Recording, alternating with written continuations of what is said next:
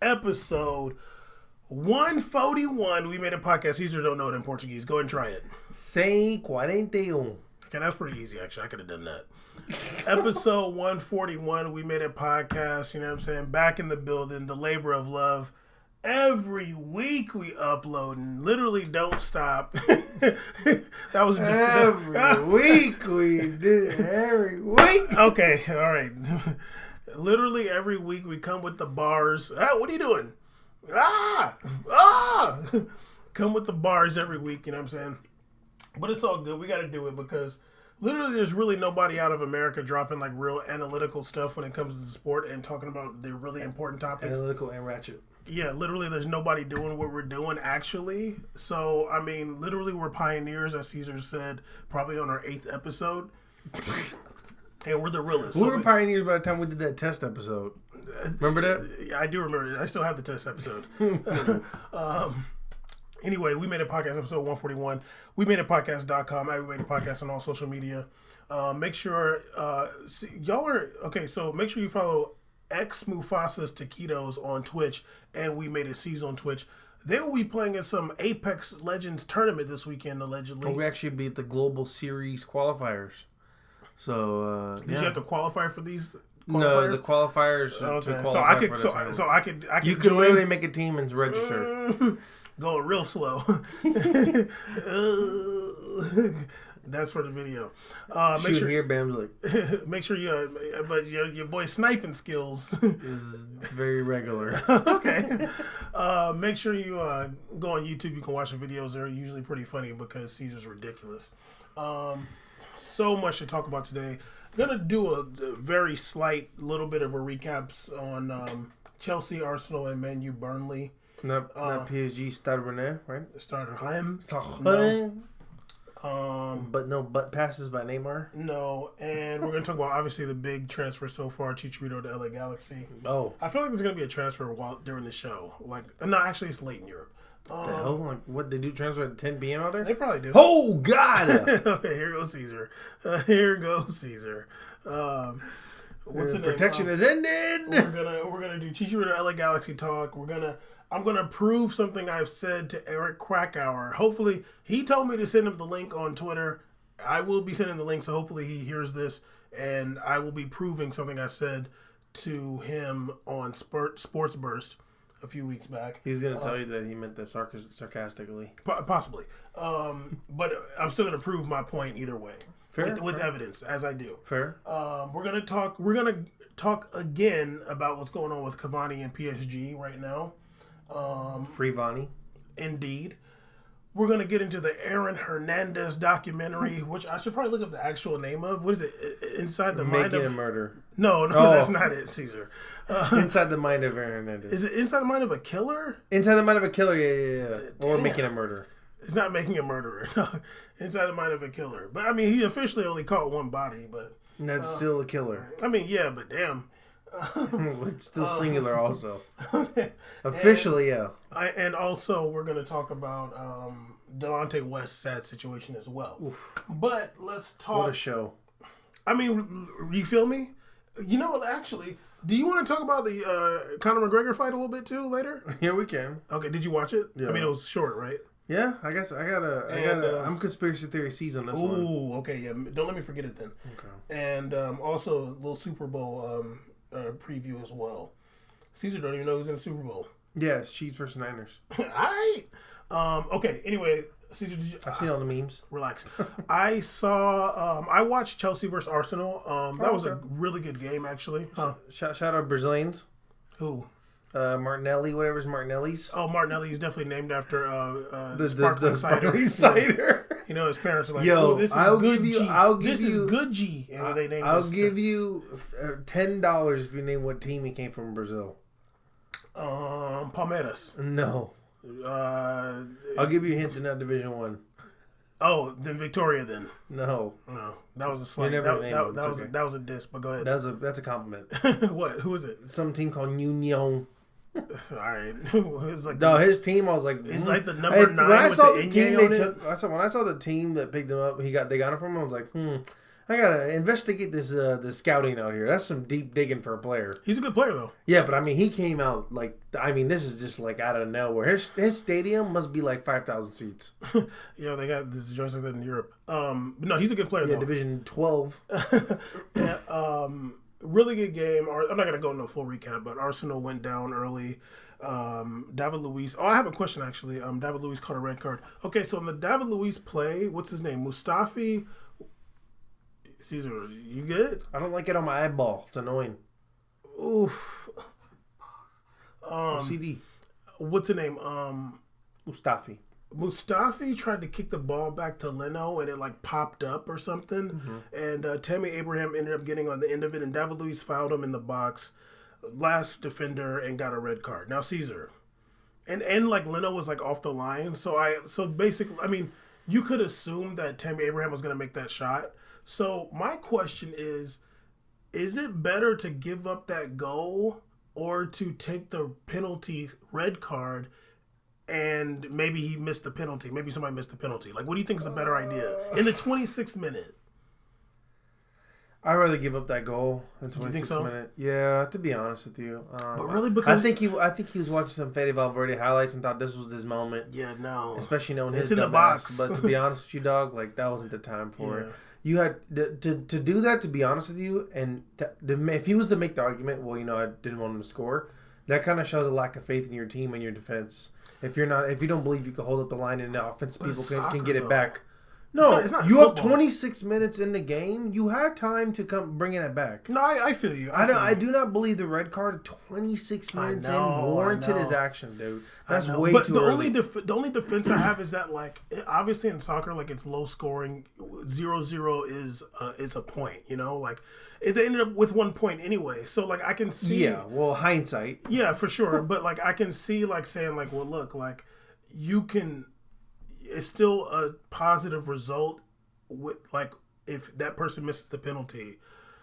Yeah, but the thing is what if he gets a penalty block, and then because they're 10 down, they just get decimated 4-1 because they had enough people back, and they already have a terrible back line. Yeah. So it's just like, I agree with you. I was just being devil's advocate. I know you were, and it's fair. I think that, once again, 93rd minute, 88th minute, 80th minute, even 75th you could tell me. 75th you could tell me. Because I'm like, look, defense, we got 10. Just park this joint for 15 minutes. Let's go. Yeah. But if you're telling me at the 26th minute, dog, they even had a commercial break yet. They have one commercial break already out the game. Yeah, it's too early to take a red card in my opinion. Early. But like in that moment, I can see him doing that because you just kind of go into that mindset. To me, I think David Luiz, he made a decision based in the moment athletically and not using he wasn't being intelligent. He wasn't thinking through his actions. He was being impulsive. I think it was an impulsive move on his part. Well, I think that's his training. I think that's probably how you're coached. He's always been like this, though. He's always been an impulsive player. He's like, 34 now? It's not like there's a new thing for him. No, but I think that's how a center back is coached. Like, if the goalie's off the line... They're not to coach to do that in the first half, though. Well, okay, now... I think that they're coached, like, if your goalie's off the line, your last man, do whatever you got to do to not let the person score. But, like, like, you might not want to do that in the second minute, but I feel like you're not going to be thinking like that in that moment. Like, you're just like, I just can't let this person score. Yeah. And it wasn't, like, a super bad foul. Like, I was almost like they might not even call it a penalty. They did. Tammy Abraham is not like super athletic. His legs are so long. Like he looked kind of goofy. Yeah, so he runs around kind of weird. But yeah, I don't think he should have done it. But I'm not like blaming him for it. And like, and nobody like his coach and like the assistants were like patting him on the back. Like, look, they're not gonna shoot him down. But they appreciate the sacrifice. I think ESPN FC made a bigger deal out of it than what it was. It wasn't that big of a deal. They were kind of tearing him a new one over there. Yeah, they were. That's unfair. But I don't think it was that. Mm-hmm. But I can't tell you it was a good decision. You can't tell me this. I can't tell you that that's like the right call. I don't think it's a good decision, but I think it's normal. I've seen many center backs. 26-minute dog. I don't know if that's normal. That's the thing. Like I don't think in that moment especially you're thinking about. Oh, it's too early in the match. Like I just think your training is to not let him score. Maybe if he did something like an aggressive shoulder check or something like that is different. But I mean, like, look, man, in that situation, like, of course, it's hindsight. Like, I'm not down on the field running around like him. Yeah. It's always different when you're there first person running around. And the goalie's off the line. If the goalie was on the line and he did it, then I'd be like, you kind of just... you know what, dog? I can't do it. You just kind of got to let that go in, dog. It is what it is. I disagree. I don't think it's that simple of a decision because the goalie's off the line. Yeah. Like, if the goalie was on the line, then I'd be like, that's a terrible decision. Like, you got to give the goalie a chance to make a save. But the goalie's not there. So, like, you got to... like, I'm not saying it's a good decision, but I think pretty much every center back is not going to just let the dude score. I've seen plenty of running back let a dude run off, so I don't know. I've never seen somebody just let somebody run. Like, if they're that far up, yeah. He wasn't, no, he was close to him. He was close. And he's just trying to, I mean, it ended up being a foul, but I don't think that any center back is going to just be like, okay, like, it's the better decision, just let him score. I don't think every center back's going to get a red card right there. He was the last defender. I know, but I'm not saying every single right. I don't think every single defender is going to get that red card in the same situation. Yeah, 26-minute mark. I don't think that's so. That's the only way that you're going to keep him from not scoring. I can definitely see him doing it, but I can't see every single center back doing it. I think every center back is going to try not to let him score. And yes, you're behind red card, him. I don't know. You're behind him. Like, David Luiz is behind him. The only way you're going to get in a position to not let him score is to, like, foul him. That's the only way.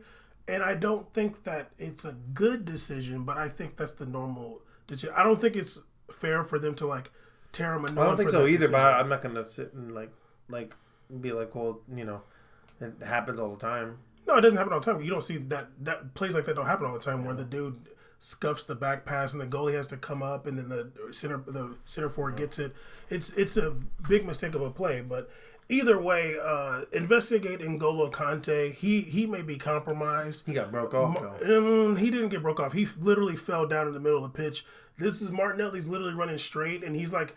Could have been a divot or something. You never know. No, I mean, that's okay. Maybe you're the one that sent him a little something. Maybe you want to investigate him for other reasons, but I'm going to let him go. What other reasons? You know something about him? Because you seem like you know something. No, you seem kind of biased. Investigate N'Golo Kante. And because I'm like, damn, dog, for real? He looked crazy out there. He just literally fell down on a counterattack. Like, he got broke off by that Brazilian. He didn't get broke off. He broke off.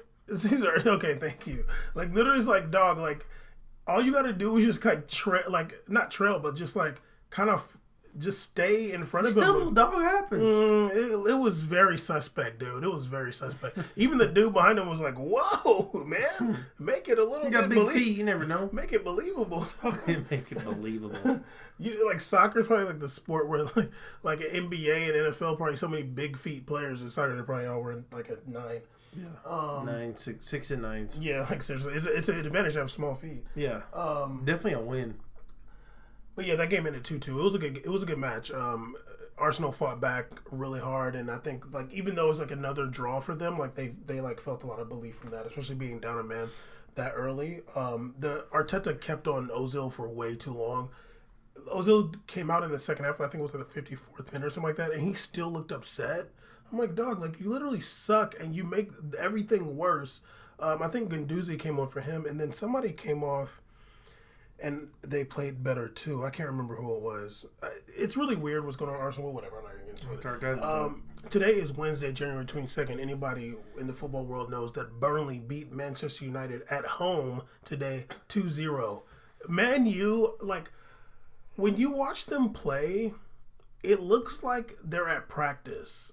Like there's no urgency. It's like we're just kind of passing the ball around in a way that's like you don't have to score the ball. It's like they're all waiting for one other person to do something.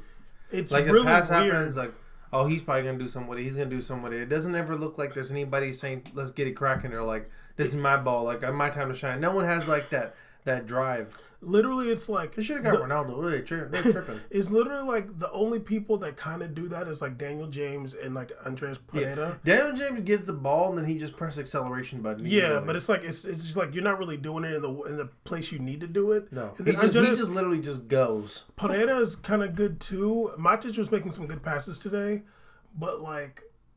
I'm like, yo, like, it just looks like practice. It's like you're not really doing what you need to do to, like, score. You're just kind of making the normal pass, and it's not really working out, and, like, you don't care. And I feel like that's, like, so much of who Mourinho is today. Like, his influence is, like, I feel like the nowadays Mourinho can kind of make... Not Mourinho, Ole, dude. Like I feel like Mourinho. I feel like Ole's personality is not like urgent. Like he's not like trying to like really. He's not fiery. No, like he's not like really trying to do anything, and then that just makes the team suck.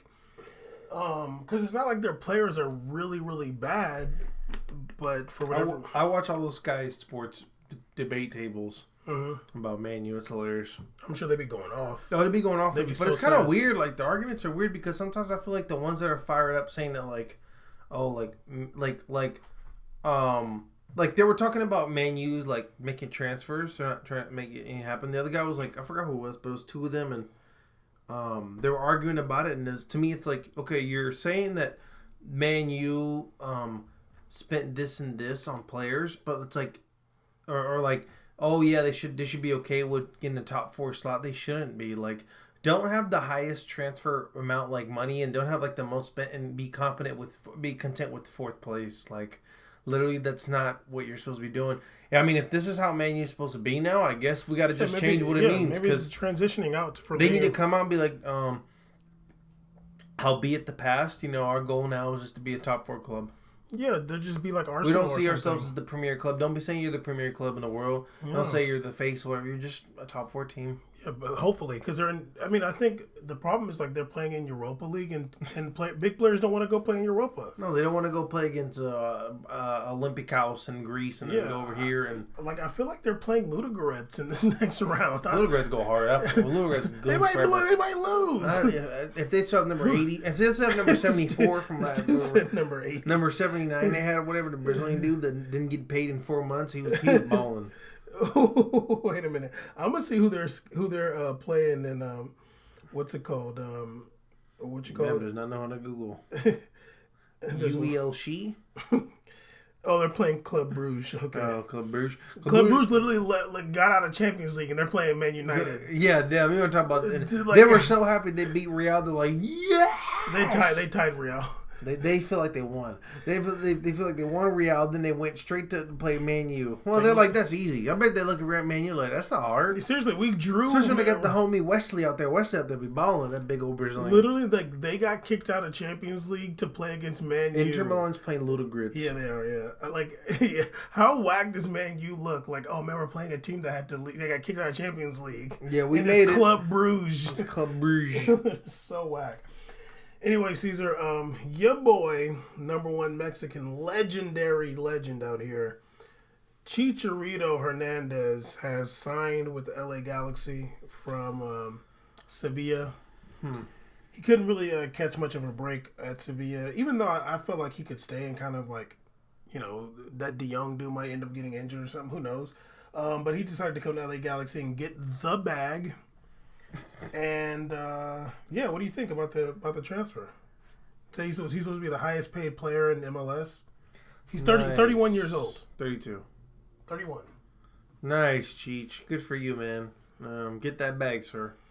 Chicharito has literally played on 5 teams in the last 5 years. He played Real Madrid, Bayer Leverkusen, West Ham, Sevilla, and now Galaxy. That bag's moving. He beat all the rentals. Obviously, he played for Man U for a very long time. Yeah, like in the 40s. Oh, that was a long ass time ago. That was back in the Nike days. It was a long time ago he played for Man U. What was it, like 09? No, it was like 2013. Whew! Like 13, 14 God damn, we're in the 20s now, but go ahead. His best season of his career was in Bayer Leverkusen. He had 40 appearances. Oh, yeah, I remember that. 26 goals. That was cute. I just never forget that play with him and LRB. LRB getting mad. My favorite one is the one where Ronaldo was like super mad at him, and then like he had the ball. Remember, like they were like draped all over him. Real Madrid. He just didn't go down. Yeah, yeah. I remember Ronaldo was like telling him to go in the ground. He like stayed up. I liked him at Real Madrid. I know he was gunning. He was playing really well at Real Madrid. I remember that. He was very good. He was a much better version of Mariano for us. Absolutely, I remember that game he had against it was like a game against Atleti, and like Chicharito was like the pivotal player in that game. I remember that. He actually was good at Real Madrid, but he was alone. Huh? He was alone. Yeah, I just don't like. He kind of didn't fit there. I don't think. Nah. I don't think he's one of them dudes. No. I kind of want to say something about Kurzawa when you talk about PSG. What? I know it's random, but man. I'll probably forget, and that's better. But yeah, man. Now I guess you'd probably say the two best players in MLS are Mexican players. They're Carlos Vela and Chicharito, and they're both in Los Angeles. Best attacking players for sure. If it's really funny because if anybody, Jose Martinez, he's still there, right? Yeah. I mean, I guess you would arguably say that Chicharito is better than Jose Martinez, just based on where they've played in their careers, you know. Yeah, for sure. But Jose Martinez is a beast, of course. It looks like Los Angeles is spend a lot of money in these two teams. If you actually drive both freeways that go towards Los Angeles, both the 5 and the 405, both have these massive digital signs that are from LAFC, and they show ads and stuff. So there's a lot of money and revenue, big YouTube on there. So there's money being spent on this, and I guess I ended up by the stadium when I was leaving your play last time. Every time I drive to the rehearsals, I see it, and I look up, I'm like, God damn, that stadium's big. And then meanwhile, Galaxy's way the hell over here in Carson. Just way the hell far from LA. Like, I mean, it's in LA technically. It's LA County as hell. But Carson's LA, dog. Carson is literally like not that far. Like when you're driving, when you're going to LA, you hit Galaxy Stadium first, and then you go a while up. There you go, the 110 North. Then you go the 101. You're like, oh look, now it's LAFC. Yeah, but Carson's LA, dog. Dog, Carson is literally 10 minutes from Long Beach. And? That's Carson's you still LA. got another 27 minutes to get to LA, downtown LA. Okay, but I'm just saying Carson's LA. Yeah, but Carson people don't say they're LA as fuck, do they? Yes, they do. People from Carson say they're from LA. Because no one knows where Carson is in the world. That's okay. That's whack. Okay, Long Beach, you get to say? Absolutely. Okay. You get to say more than me. I'm SD though. What? You're literally not allowed to talk right now. I already said it. This is not your segment. I just said that. I just said that. Segment. You can't say. It's not your segment. Okay. But no, I guess the signing's good. It's good for promotion and shit. It's good for promotion. I don't think you're really going to tell me that this is going to be beneficial to the Mexican American population in Los Angeles or in America or Mexican population in general. Because to be honest with you, I still think that their ties run deep with the Mexican league that's going on with the Liga X. I think they still have more like affinity towards that for sure, but it's going to give them more like eyes. And I don't think that I'd have to really see the percentage of what you could really hit in Los Angeles in terms of growing like fan base for that team. I just think there's going to be more people watching. I feel like everybody in LA knows about LA Galaxy. No, for sure, but I think there's going to be more people watching the games, not necessarily people going to the games. Okay. Like, do you think the metrics are going to be different than with Zlatan? Absolutely. Yeah, for sure. There's going to be a lot of people that's like, you might be like a Club Leon super fan, but like you want to watch Chicharito. You know what I mean? Like, so you. Yeah, but I mean, Chicharito doesn't have like the steam that he had in the past. Yeah, but he's still a legend, dog. Chicharito's a legend, dude. All right, sure. I had people sending me message about Chicharito going to LA Galaxy. They do not care about soccer. They just know I do a soccer podcast. He is the nickname. Yeah, people like Chicharito's a legend, dog. For Mexico? Okay, yeah. Okay. I mean, sure. I mean, Giovanni Santos, they played for Barcelona and came up from the youth academy. Nobody cares. They're Brazilian. But nobody cares. No, they're not. They're Mexican, but they play for... Brazilian. They're Mexican. They're Brazilian. Mexican. They picked their side. They're Mexicans. Okay. But like they're not gonna have the same stature that Carlos Chicharito Vela went to Barcelona, and also Chicharito played for Man U and won titles with Man U. Yeah, so the Barcelona's kind of here. Yeah, but still, it's still Man U. Like you can't. I mean, you want to just chop Chicharito down. I don't want to chop him down. It seems like you do. I just don't think he's that serious with Chicharito. Chicharito's a legend. People love him, but is it that serious with him? If you're Mexican, yeah. Okay. All right. Anyway, I mean, you said African Ronaldo's better than Brazilian Ronaldo, so you really never can't. Said that. Oh, okay. And what did you say about Ronaldo's dad? You tell me. We're just snitching. You tell me. We're just snitching. I actually looked it up. He didn't kill any Africans. Whoa, man! Okay, but also the Galaxy have not finished higher than 5th since 2016, and they were literally like dead last or something like that. Was Zlatan was there, so they're the first year they were there. Yeah, they're garbage actually. Also, I want to say this because when I saw that Chicharito moved to the Galaxy, I was like, oh, that's gonna be kind of cool because in my mind I was like, okay, because like they're gearing up for the Gold Cup for the summer, and then I was like, oh, maybe there's not a Gold Cup this summer, so I looked it up. There's actually not a Gold Cup this summer, but I know there's a Copa America this summer. I was like, oh man, okay, that's dope. It's like Mexico will be playing in the Copa America. Mm-hmm. Actually, the invited teams are Qatar and Australia.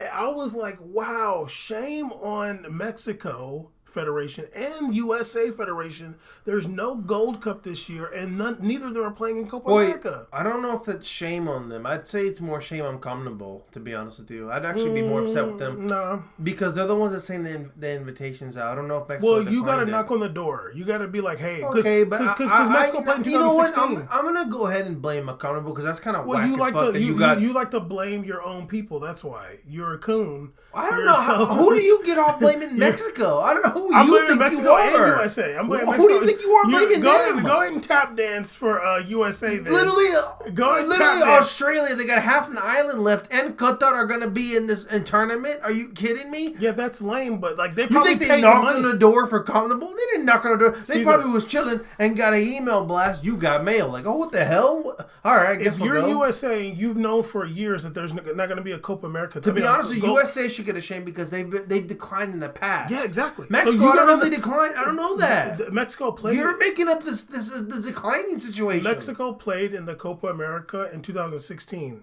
Okay, correct. And 2015. And they didn't play last summer. It was Qatar and Japan. Mm-hmm. You got to be like, oh, there's no Gold Cup 2020 summer. I'm gonna play in Copa America. Like that's a time to like really get it cracking. They didn't get hit up this time. I think they Qatar probably got that money. Yeah, but does Australia? Who cares about Australia? You gotta be on the horn with CONMEBOL. That's so whack. I don't want to watch Australia. I know. Like seriously, that's really lame. And they should invite They should invite a hard team like Senegal. That'd have been fun. That'd have been dope too. But like Australia, like literally no. Imagine like Mane and the CONMEBOL. That'd be fucking fresh. Literally nobody plays for like. Literally, there's gonna be Euros this summer, so like that's a lot of eyes on the Euros. Yeah. You gotta have a good team to get your eyes on Copa America. And not saying USA is a good team, but like that's a lot of people that's gonna be watching. What about Canada? Like USA has a big population, Mexico has a big population. Like you gotta have at least one of those teams, or like Egypt maybe, or like Nigeria. Do they like to invite? I don't think they like to invite like top those teams. They like to invite like kind of like mid to low teams. Like well, Mexico was there, and they were at least top 30 in FIFA. Yeah, they're like a mid to low. They're not like a top Mexico tier. like drew in 2015. I mean, look, I'm saying like I think they would like to. Yeah, I can see like a Senegal, Egypt, but yeah, Egypt would be able to. But I don't know. I just always seem to see that they like to invite teams that seem to be from like this vicinity or like Asia. I think that they should. I mean, I would rather them invite an American team like Costa Rica or America, like like North America. Are there's those plans about them making like the Copa America like called Copa Americas, right? They're gonna do that. Who knows? But like. That'd be cool. I would have liked for them to, because I mean, remember 2015 they had Jamaica when Cavani called them African team, but like, come on, like invite some teams that like have like Qatar. Maybe they just paid their way in there. Like I can understand that, or maybe they did a contract to be in these last two, like 2019 and 2020. Yeah, I don't like. I literally don't know how they do it. But like Australia's like, dude, like Mexico or USA got to be there, and I would rather have Mexico because they're more competitive. But like for CONMEBOL. Like, Australia, they don't care about soccer. Like, what's the deal? So there's no Gold Cup this summer? No. Nothing's going on for America or Mexico? Nope. I thought they were preparing for something. There's Olympics, I think, this year. Yeah, I thought that they were talking about their road to something this year. Is there Olympics this year? 2020? Yeah. How? If the last Olympics are 2018, it's impossible. Okay, then there's no Olympics. There's nothing. I literally saw a promo. Are you sure there's no Gold Cup this year? Yeah, there's no Gold Cup. Wow. Yeah, I looked it up. That's a really boring summer for North American teams. There's literally, I mean, which like maybe you guys want a break, but like you from don't. What I mean, yeah, exactly. Like you have a bunch of you have a bunch of Champions League finalists. Yeah, like honestly, I thought that was the only one they probably have is a guy remotely in the top team is Herrera over there playing for Atletico Madrid. That's it. Who? Herrera. He plays for Atletico Madrid. That's like literally it. That's all you got, really. Yeah. It was very whack. I'm like, damn, dog. Like, you're not gonna have Mexico or America in Copa America this year. They're doing the new, the way they're setting it up. Like, damn, yeah, I saw the new format. Yeah, like, it's very. Japan was fun. Japan's good, but yeah, but like Australia, like, although I've seen Australia play, they're not that bad. But like, no, they're just come on, dog. Like, that's just an easy now. team for these teams to beat up on. You know what I mean? Yeah, they're just physical. They got a little bit of skill, but it ain't like that crazy. It ain't like Mexico. Like Mexico plays really, really good football. and America just garbage. But at least like there's gonna be more eyes. Like, oh damn, like they just had Copa America in like this country, 2016. So anyway, let's get on to what I gotta say about what I said to Eric Krakauer on Sports Burst. I wish I remember what day that was, but I said on Sports Burst, they were talking about Liverpool, and I said, like in the comments, I was like on the live chat or whatever, I was like, Liverpool's success, I'm paraphrasing, but Liverpool's success isn't really about tactics. More credit needs to go to their strength and conditioning coach, staff, whoever it is. It's not really tactics. Eric Krakauer responded to that. I'm pretty sure it's him and George. And said, basically, I'm crazy. Like, and, you know, and he mentioned like the pressing and stuff. And I'm like, for me, like, I'm like, that's not really tactics, but like, he's talking about tactics, and I'm saying like, no, it's not really tactics. It's just the dudes are strong and they never get tired. Like like they're juicing almost. Like, yeah. I'm not putting that on them. So let me just say about Liverpool this season. They're 21-1-0, thugging hard. I should look at their Champions League. What they did in Champions League. Did they lose in Champions League? Caught a couple of draws, maybe. I can't remember. Some draws. They're. You gonna go to sleep? You gonna just lay it down? I'm sure. Go ahead. Caesar got these new glasses. Okay, got a little gold rim on them joints. You know, put your fingerprints on them? Caesar got the clear glasses. I invented that, by the way. No, you didn't. I definitely made that the swag, and then you copied it. Because mine weren't prescription, so like it's different. This guy just making up stories. Go ahead. Ain't nobody ever seen you with clear glasses in your life, dog. Like literally never. I literally was the original non-prescription glasses rocker. This is your prescription though. I know, so maybe you can say that, but whatever. Okay, you can go to the original non-prescription. I just did all this so you wake up. Okay, so going back to Liverpool, they're 21-1-0, thugging out EPL this year. Yes. They're 13 points ahead of City. They have the second most goals with 52 in the league. Who's most? City has 65. Damn. Right? They've only had 14 goals scored against them, which is 9 less than the next teams, which are Leicester, which I think they played today, and I think they had 1 goal scored against them, so they'll be 10. And Sheffield United. They won the league last season. I'm sorry. No. They won Champions League last season, and they lost the league by 1 point. Where they? But they only lost 1 match last season. Amazing. 1 match lost, and I think they had 7 draws. And this season, obviously, they're going to win EPL. And who knows? They could end up they could end up doing what Man City did last season. Yeah, or even end up with a treble. Yeah. Well, I mean, that's what Man City did last year. No, they didn't win Champions League. I mean, they had a domestic treble. So I was like, I trust my analysis. Yeah. So like, it wasn't like I was thinking I was wrong after me saying that. I've said it before. But I was like, you know what? I wonder if Klopp has ever talked about his tactics. Like, I wonder. And I found this article here on LiverpoolFC.com even. Ooh, a legit source. Although I will say this. This article is from 2018. November. So, so I'm not I would say people say, "Oh, I'll put the link in the comments, whatever." I'm not gonna do all that, but the article's titled "Jurgen Klopp opens up on tactics and pressure," and then in the sub title it says Jurgen Klopp favors simplicity when deciding on the right formation for his Liverpool team. I'm going to be reading a lot of this, but it says, asked about his use of the 4-2-3-1 formation by Premier League Productions, Klopp said, "We played it from time to time. We didn't only play it at the beginning when I came in. We played it last year. I think we played it in the last game. We played." He's talking about 2017. At that point, yeah. Yeah. We played different systems, but I don't think too much about things like that. I'm always in the situation.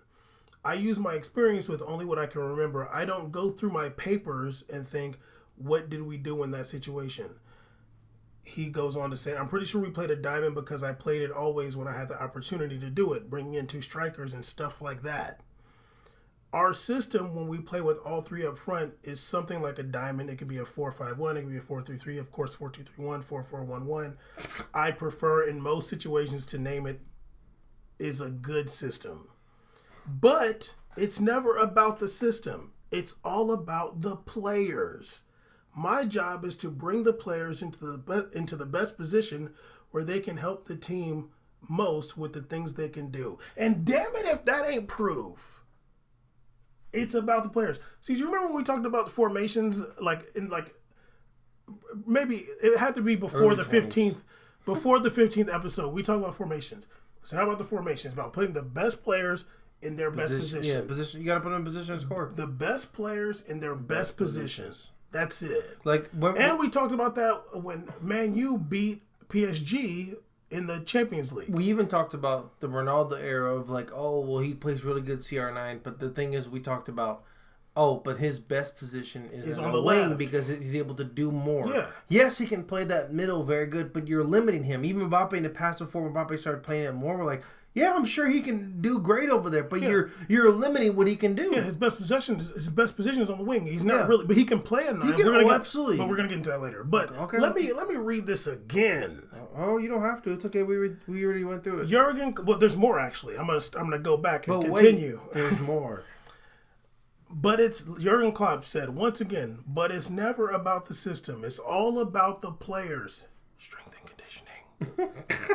My job is to bring the players into the best position where they can help the team most with the things they can do. If I can do it with the system, I do it. But it's not that we go through the week and be very creative with things like that. In the end, the players need to play on instinct. Not tactics? On instinct. Oh. Hold up. If I need an hour or 2 to explain what I want from them, maybe I have got them in the mind, but I don't. Klopp be talking from the streets. But I don't get them deeper. That's the problem. Don't make football more complicated than it is. The game has enough demands from the players that we don't need a manager who asks more questions. Ooh. Now look, I'm just pretty simple. I'm just a dude here. I've only been watching the sport for 6 years or so, but I can see what's going on in the field. Liverpool is a great team, but there ain't some amazing tactical stuff going on. You're talking about a press he makes them press. That's not tactics. That's like, hey, pressure the ball. Hey, try to trap that guy. That's not tactics. Subbing in somebody, putting somebody in a different position, that's not tactics.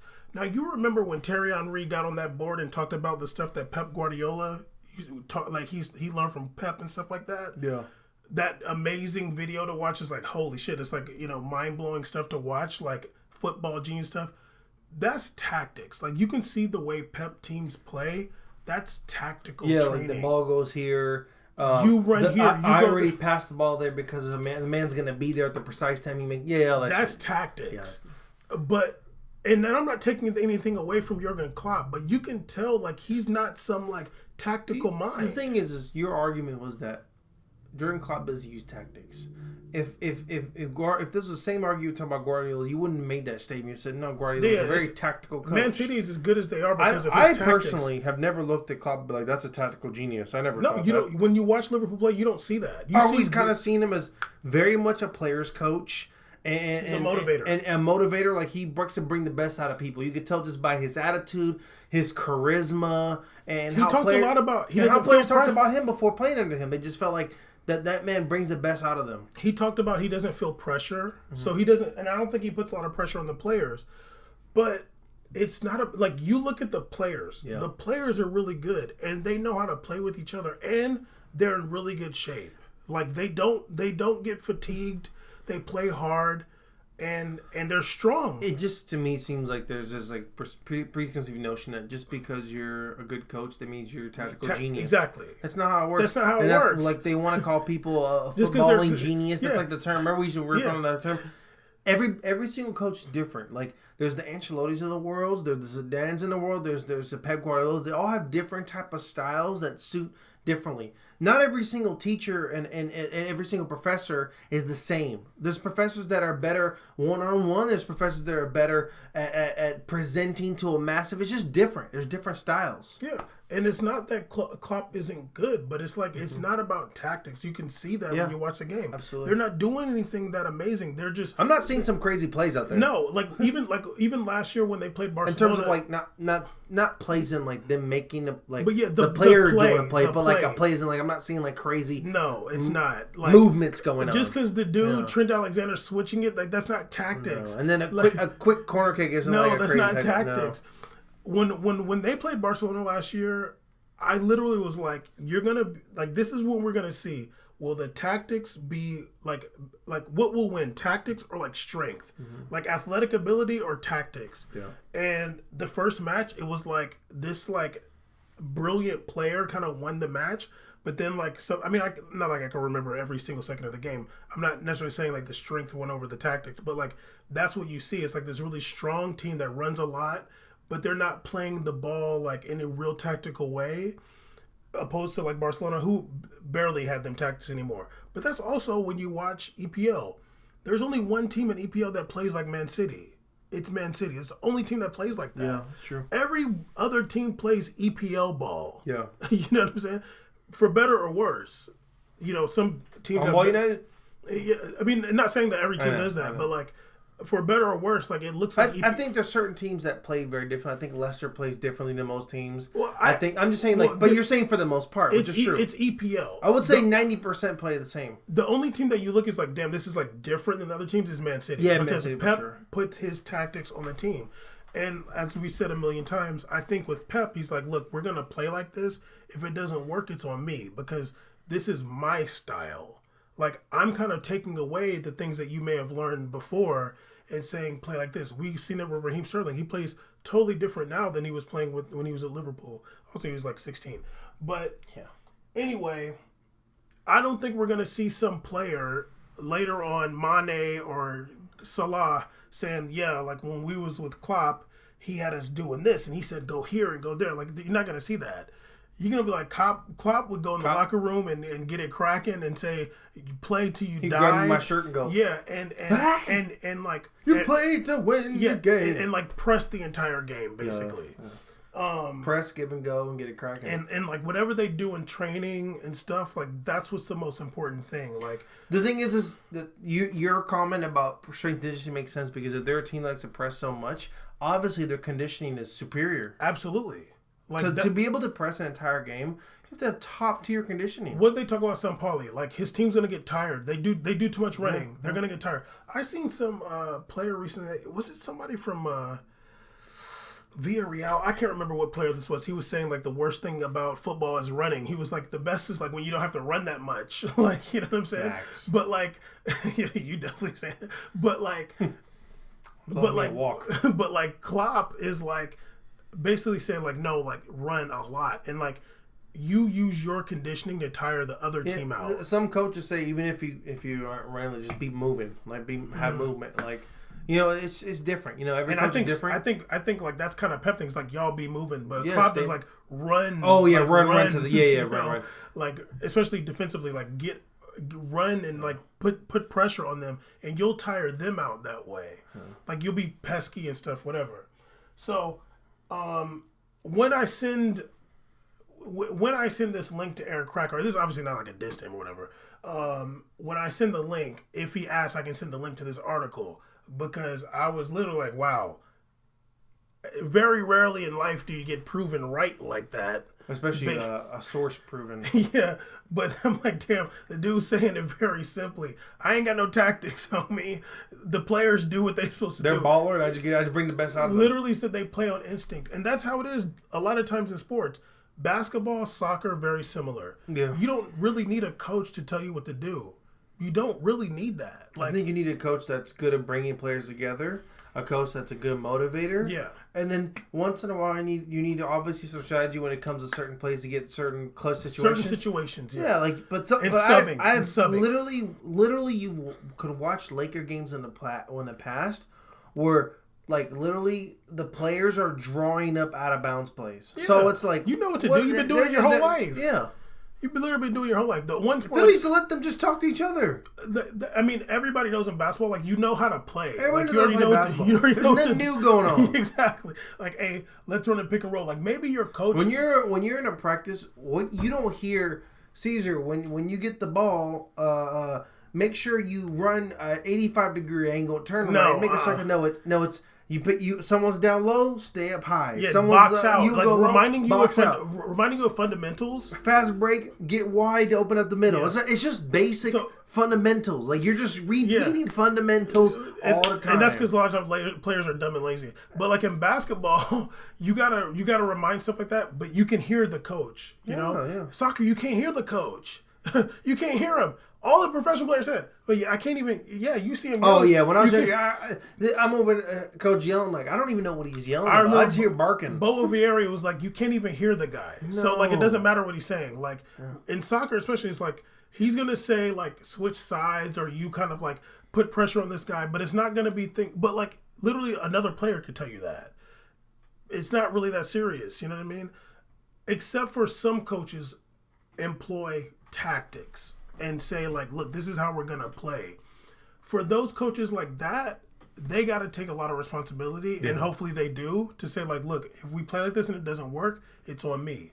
Because you guys already know how to play the sport. If I'm telling you to play differently and go maybe against your nature and trust the system's me. That's like a lot of times in American football, like, the coach will take a lot of responsibility when like you tried some stuff and it didn't work. You know what I mean? Yeah, like the Pete Carroll didn't run it when Marshawn Lynch said he threw it. That's his brain. He's like, no, I thought it would work and it didn't. So that's on me. You know, the players executed, even though I still don't blame him for that play. But anyway, you still blame him for that play? I don't blame Pete Carroll for that. I kind of do. No, yeah, a lot of people rode that bandwagon, but I blame the receiver. He did not get any separation, and it was a good pass. And I think he had it in his hands, basically. Yeah. I'm sure the receiver blamed himself. I hope he does. But anyway, let's talk about my favorite player and pretty much the best footballer of all time, Edinson Cavani. Can we say that with confidence? Probably the best of all time. We can't say that with any confidence. Okay, I was asking you, can we say that with confidence? We can't. I answered you. We can't. We cannot? We cannot say that. Well, we can't, but I can. I'm joking. Yeah, 0 World Cup winner Cavani. Yeah. Okay. How many does the Brazilian Ronaldo have? 1. 2. That's it? So Cavani's only 2 World Cups. So Cavani's only 2 away? Yeah, because if he tries to win 2, he'll be 58. I swear. He'll be finished at 52 years old. We don't need that math because it was a joke, okay? Imagine, so if he did the math. Okay. He only has to win 2. That's it? Not that far away, though. They'll be getting carried off by Ronaldo and you'll be good. Okay. That was his own player injured him, by the way. Yeah. Tell you that much they love him. You feel me? Cavani's over here suffering at PSG. They're treating him like dog shit. I swear. I like, it's unbelievable. I seen him in the video of training. They got a Coupe de la Ligue match against Stade Rennes or whatever, and he's not on the player sheet. I'm like, this is really messed up and not fair. I can't believe they're treating a club legend like this. It's really a shame. They're talking about Rabiot, like, oh, you know how they treated Rabiot. It's like, yo, Rabiot's garbage. Like, literally, Rabiot is like back passing at Juve now. I'm sure. I'm sure.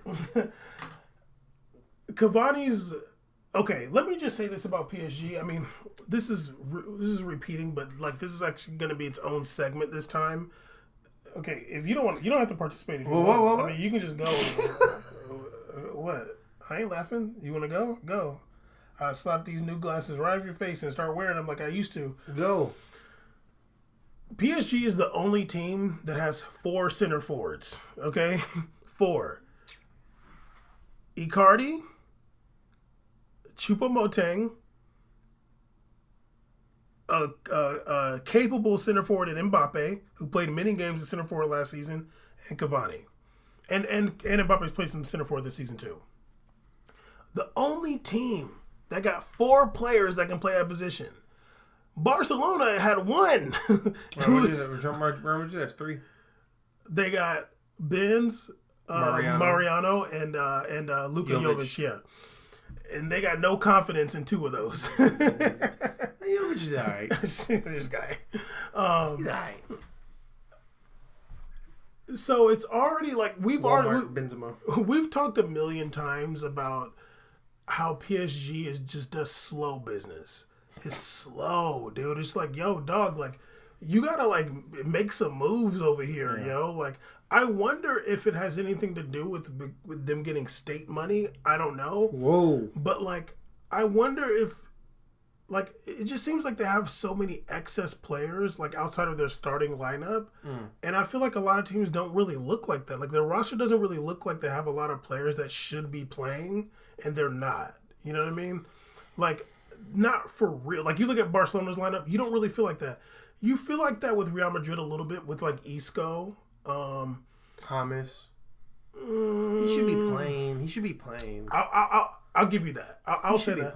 I'll give you. They got James and Isco, the 2 players you feel like they should be playing, but that's it. Yeah. You know what I'm saying? Like Nacho's a backup. He's fine. Like there. PSG there's a lot of players. But PSG, you feel like there's a lot of players. Like damn dog. Like they should be kind of dry on that. They should be playing. You know what I'm saying? Like you got Draxler and Paredes and Idrissa Gueye and then Marquinhos and then. Like all these players, like damn dog, like they should be playing though. You know what I'm saying? And now you got 4 center forwards, Sarabia, Di Maria, like all these players, like dog, like you need to do some business. Cavani's sitting there, and it's the January transfer window, and I don't think that you should be I don't think that you should be in a situation where you're letting a club legend looking to be shopped around in January. Like, I kind of feel like he put it on himself. Who? I felt bad for him during his Zlatan era, and he stayed. Well, that's a long time ago. But he stayed. Yeah, but and it's happened to him again. So it's like, dog, you. What do you expect to happen? You get the same team. Okay, well, Caesar, he already played like 2 seasons without Zlatan. Yeah, and then as soon as it seems like whenever someone else or other people are in a situation with them, they always prioritize others over him as a player. Well, I think now it's happening because he's not even playing. He's healthy. Well, I think that that's a bad take, but I think that this situation is a little bit different because what I think is that they sold him out for Neymar and Mbappe. And we said it before. We agreed on it before. You got this brand new stuff going on because you want to act like I didn't invent clear glasses. But this is my opinion. They gotta keep Mbappe and Neymar happy. They brought in Icardi in the summer on loan from Inter. They still got Choupo-Moting there. Obviously, he's like excess. Like they don't even care. Like I think he's perfectly happy, just like helping Mbappe with his English. He was at Southampton. Yeah. So I guess he doesn't really. I feel bad for him too. It's not like he's trash. Like, he could be playing somewhere too. He doesn't want to play at this age. He's not that old. But they brought in Icardi, and I think that what it really is that Cavani has seniority over Neymar and Mbappe. So, like, especially when it comes to, like, penalties and, like, just somebody who can, like, competently eat up goals that, like, Neymar and Mbappe wouldn't get, they don't want him there. I don't think they necessarily hate him, but, like, just because of his seniority, like, he's a star. Like, the fans love him. They chant his name and stuff like that. Like, they don't want that kind of pressure, especially Tuchel. I think Tuchel's kind of cowardly in that sense. Like, he's not going to say, like, look, like, we got to respect this player. So they brought in Icardi, who is a player who has no seniority, obviously. Doesn't even want to touch the ball during the play. He doesn't even want to touch the ball, actually.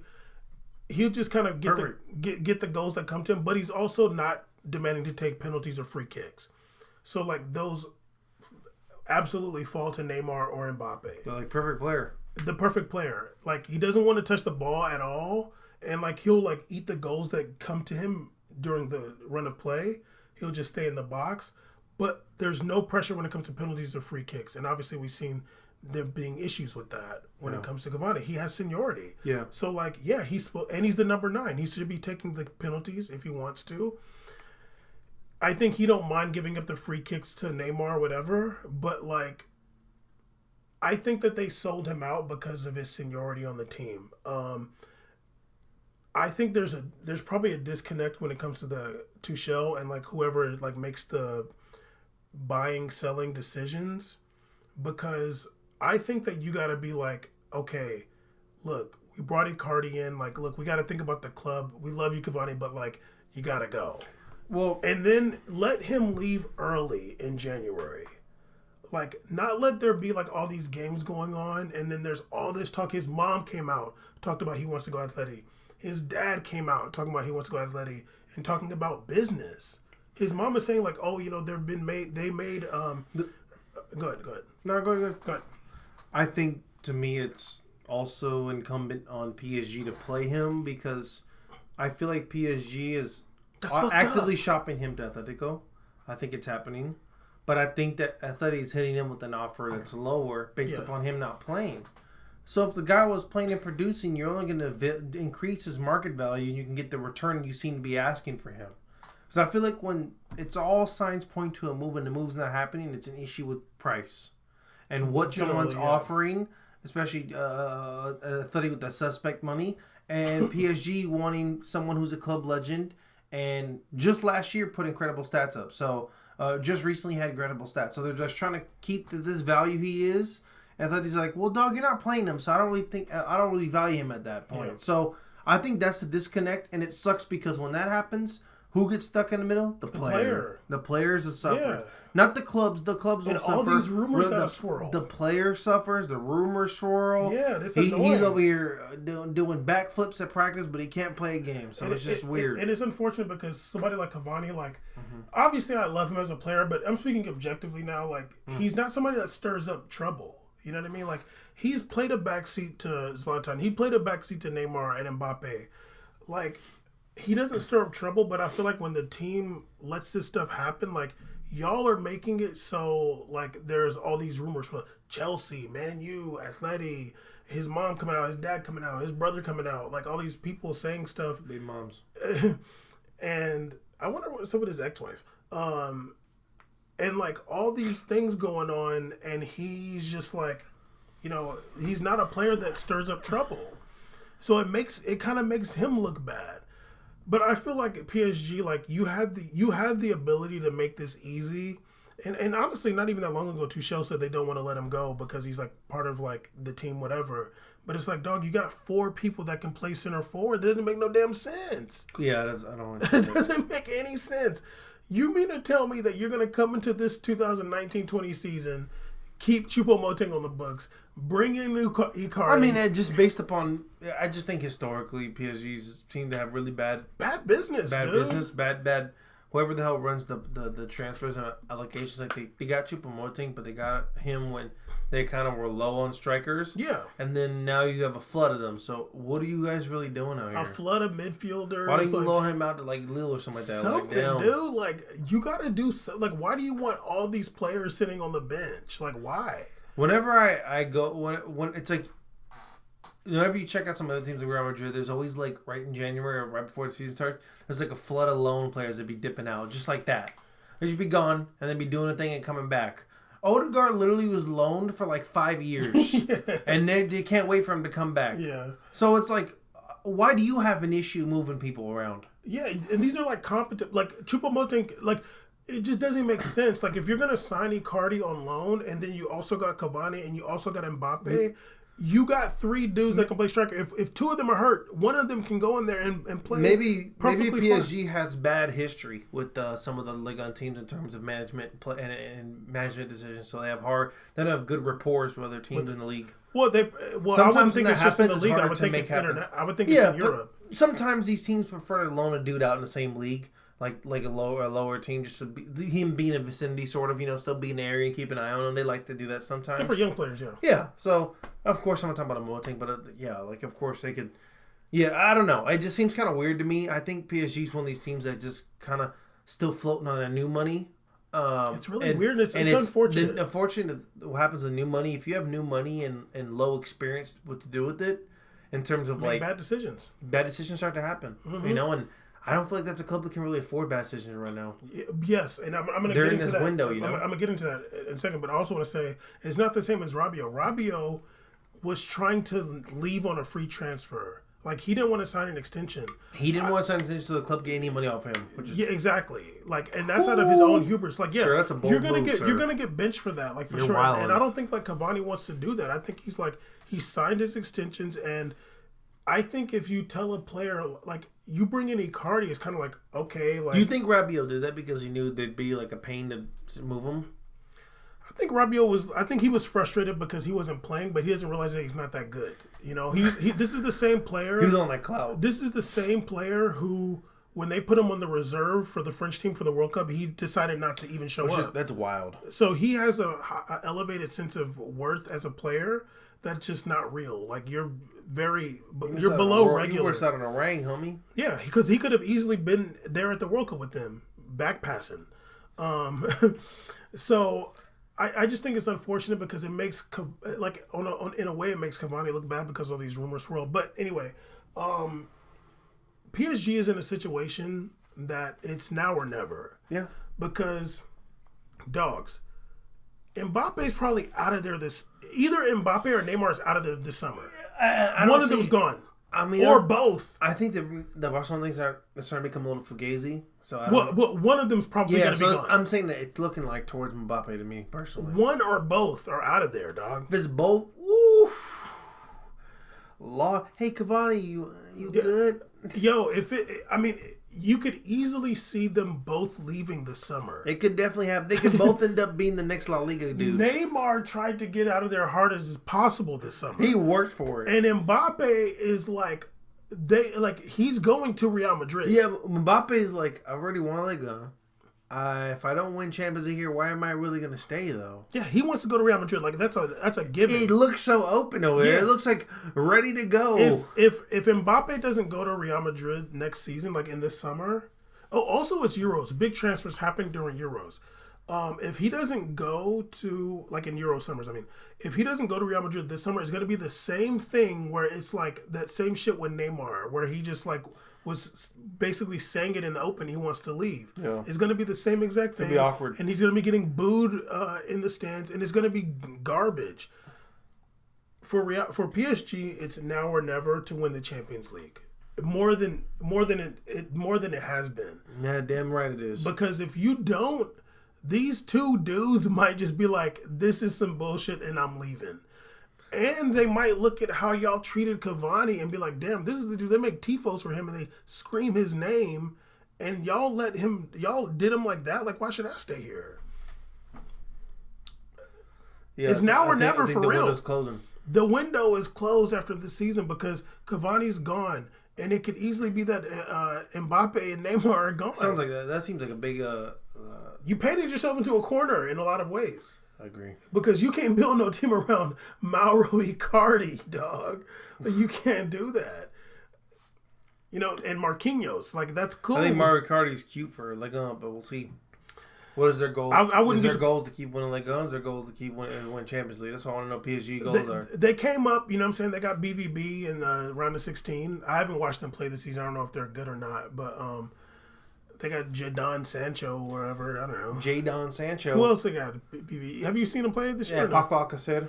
He's trying to leave. Oh, the Holland dude. He already scored like 5 goals. Oh yeah, he's garbage, but yeah, he already scored 5 goals. He scored a hat trick in his first game. He saw us on We Made. He was like, "A word." He's like, "Okay, I know I'm slow, but watch this." I was like, when I saw that, I was like, "Jesus, man, calm down." Oh God, it seems like they might have gotten a. What did that dude drop the 3-piece on PSG? Can you imagine? I'm gonna keep it real. I think PSG is gonna beat BVB because but I also haven't watched them play. Let me try to look up. They got Mats Hummels back. They got Mats back, not Mats Hummel. Mats. They got Floor Mats Hummel back. BVB is 4th in the league currently. Who? Oh God. And when does what's the name? Bundesliga starts back. They got Götze. They got Rafael Guerreiro. You know what's the name? They start back early February. Yeah, PSG would have been dope. They got Chicharito. That'd been dope. That'd have been gangster. He speaks French better than Portuguese. He said it himself. He grew up in France. Yeah. So yeah, I mean, B2B's fourth in the league. I guess they've been doing pretty good, whatever. But we'll see. I would imagine PSG would beat BVB in 2 legs. But I also thought that would beat Man U last season too. So, okay. Anyway, Caesar, dog, we got to talk about your boy, the former boogeyman of yours. Don't say that's my boy. That's not of yours. Former boogeyman, the Caesar's personal Freddy Krueger of the past. That's not a thing. Aaron Hernandez, former boogeyman of yours. Caesar was literally out here in Long Beach, shook off Aaron Hernandez in the past. Aaron Hernandez ass was locked up. Soon as they started saying, oh, he might get that appeal, so Caesar started deleting them tweets. I remember in the documentary, he's like, yeah, he asked for a trade to San Diego. I was like, no, see, they were talking about him going to the Raiders. Yeah, I was like, no. They're like, if he gets that appeal, too the close. Raiders. He might drive down that 5. You feel me? With the ratchets. Yeah. We both watched it. Yeah, he would have been dope on the Raiders. We both watched the 3-part documentary series about Aaron Hernandez. Indeed. And it was it was informative. Before we get into the actual documentary, I remember Aaron Hernandez in college, and I just remember that draft. And all I wanted was for the Giants to draft Aaron Hernandez. One of your long list of potential drafts they could have got. They would have had by the time the people you wanted, they would have had a super team. I just remember, right? I just remember, like, this is back when I really cared about NFL and, like, used to watch the draft. You're watching. It's the 3rd round. Yeah. I'm like, just draft Aaron Hernandez, please. And literally the Patriots got all so mad. I'm like, why? They literally in the same draft picked up Gronk and Aaron. Like, literally, you want to talk about the come up of a century? I literally was like, just get Aaron Hernandez. But anyway, Eli would have been so happy throwing that ball to Aaron Hernandez. Oh my God. Yeah, you feel he me? a better Jeremy Shockey. You kidding me? It would have been farther away from Bristol. He would have still drove. Yeah, but maybe his homies couldn't come down there. You can find a lot of other stuff to do in New York, but like in New England, like not like Massachusetts. Okay, Caesar. Obviously, he was convicted of killing his his fiance's sister's boyfriend, Odin Lloyd. Mm-hmm. Awkward. And I mean, man, the documentary itself, there was a lot going on. It was very entertaining. I'll say that. Yeah, the best part. Oh, never mind. I was going to say best part, but the most entertaining part is just seeing the sisters on opposite sides. Like, damn, dog, that's wild. Damn, isn't that wild? Very Can you imagine? Lord. Crazy. And then go ahead. The thing that sucks is that the question that we all wanted to know, we never got an answer for. Why did he kill Odin Lloyd? Why? They didn't have any answers. We just don't know. Like, why did he kill him? Yeah. I think it'll come out eventually, but I don't know. They speculated. They speculate. See, there was a lot of speculation in this documentary. Big time speculation. They speculated. They speculated and shut down other speculations. Like, they speculated that Odin Lloyd found him in a compromising position or something like that. Because they found a drug deal. Sexually. They also had a drug deal one too. Oh, I don't remember that. And then they also, Caesar, did you catch when they kind of speculated about him and Robert Kraft?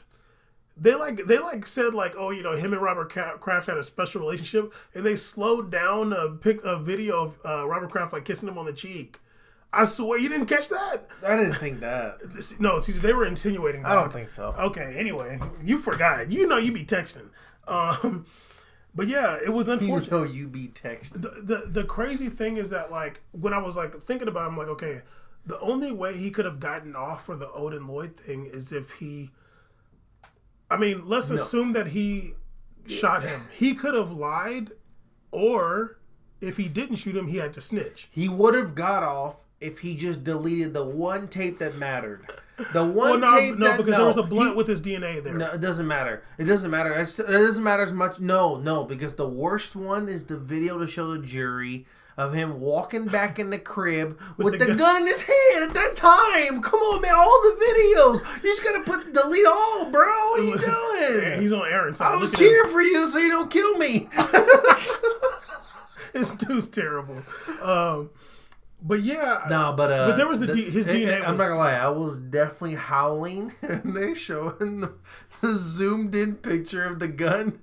And his girl's like, I can't recognize that. It looks like a blood. I've never seen that before. I was like, you're a goon for that. Like, that other dude that was snitching heavy, she's way more of a gangster than him. Like, she was like, I can't make out. I just see a blob yarner. We still might get that 20 mil. I don't know what that is. This dude was over there.